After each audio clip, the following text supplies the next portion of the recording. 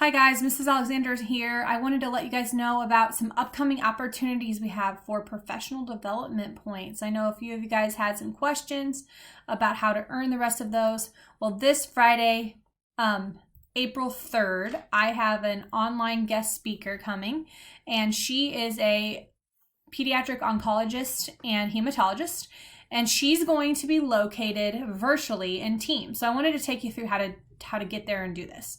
So most of you guys are used to seeing this main page. On the left, you have your teams. Well, if you didn't know this, or if it's hidden, you can always go down here to hidden and unhide it. That you should be enrolled in a team called 1920 HOSA. If you click that 1920 HOSA, the general tab up here next to post are some posts that Ms. Klotz posts. I can also use this as well. Like right here, I went ahead and notified my HOSA competitors about how they were going to go about still participating in their HOSA competition for the week of April 13th. I can go down here and I can click this Meet Now button. When I click Meet Now, I can click Meet Now and I can let anybody who wants to join. And so I'm going to go ahead and do that. And if you notice, you can see your face. Hi, guys. And whenever I click that, you'll be able to see several different people in here all meeting live at the same time. I want to invite you Friday, April 3rd at 1 p.m. is when my guest speaker will be live. I will also record this and leave it here for you to watch. So if you can't attend at 1 o'clock on Friday, you can go into the HOSA team at any time and rewatch it right there. And then what you're going to do is I'd like you guys to engage, ask some questions about her job, maybe how the coronavirus is changing, how she works with children and cancer patients, or maybe how her hematology plays a role in this. And then when you're done, I would like you guys to write me a 150-word summary. So it's about a paragraph. And you can just open a new Word document, write it about what you learned and what you took from the from the guest speaker. And I want to show you where you guys can start keeping your professional development logs. So today is Tuesday, March 31st. And if you look up here in assignments, I'm going to use first hour as an example. I have the next 2 weeks worth of assignments in. That doesn't mean you're expected to do all these right now. Okay, so if you look right here, professional development point log picture due today, the 31st. If you go ahead and open that assignment, your student view says, this semester you've been collecting points. What I'd like you guys to do is I would like you guys to go down here. You will have an add work button. I'd like you to add a picture of your gold PD sheet so that I can start a Excel file kind of showing how many points every student has. You can add as much work as you want there. So I would go ahead and start your own Word document. Just open a Word document up like this. And you can put 4, 3, guest speaker, and then you can go ahead and write a 150-word summary about what you learned. If you want to then do, let's say, an article, and you want to download one of those peer-reviewed articles of your own, or you did the COVID one, you could attach the COVID one as a separate document, or you could do like, okay, 4-6 article summary, and then you can put the title of the article, and then you can give me the 150-word summary. You can also attach by using the add work feature in Teams the article that you chose. I will obviously omit the highlighting unless you can figure out how to do that and highlight it and save your changes if you want. You can start making a copy of the stuff that you're doing, or let's say you did those harvesters, handmade greetings cards. You can just write like 10 made. And then if you want to take a picture of them, just kind of laying out for me, we'll get them collected when school resumes. And if school doesn't resume, I'll still go ahead and take credit for that. But you can just run them up to harvesters, or we can collect them at the beginning of the next school year because they'll always use them springtime. That's why we made them very generic. And so then that way, when you attach your stuff, I can add it to your spreadsheet that I'll keep. So just kind of keep a running total of the new stuff you do.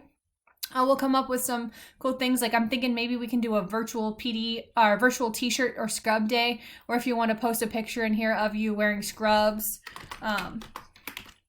scrub day. Let me look at my calendar. The next scrub day would be 4/8. paste a picture of yourself in your scrubs, right? And then I can go through that and I can kind of add to that sheet. No need to do this if you're already at your 100 points. When it comes to community service, there are going to be no more go out in the public kind of community service opportunities. You've already had quite a few. You've had the sock drive, which would have given you your minimum 30 points right there. We've gone to Harvesters twice. Those handmade cards were another one. So if you haven't done any of those, then that's kind of on you. But you can get creative if there's a way that you can explain community service, that explain an idea or how you have helped your community in this crisis. I'm not expecting to go out and try to do more things and put yourself at risk. But if you're already doing stuff, like maybe your mom or dad or you have been sewing masks for healthcare providers, or maybe you guys have been checking on a neighbor and asking them if they need you to go run to the grocery store for them. I mean, get creative with it and tell me how you helped your community and write a little 150-word summary, and we can count some of that as well. And then the goal is by the end of school for you guys to have this complete and in here where I can log it.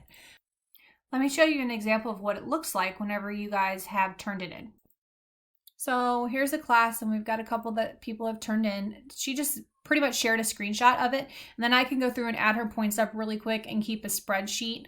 And then from this total, I can go ahead and add in the stuff that you attach. So notice she just attached her own document, her own picture. You can also attach a Word document, any other kind of references you guys would like to attach.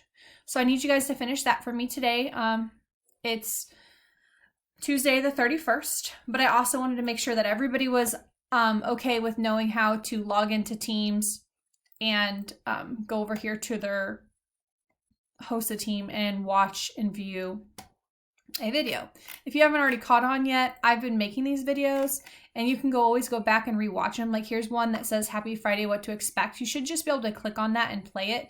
If you're having difficulties playing the video, just send me a reply under here and be like, I can't view it or whatnot. And that's kind of how I want you to go about doing that. Again, not all the assignments are going to pop up here in the post. So I'm trying to keep this general tab so that I can give you an announcement every day, kind of know what to expect.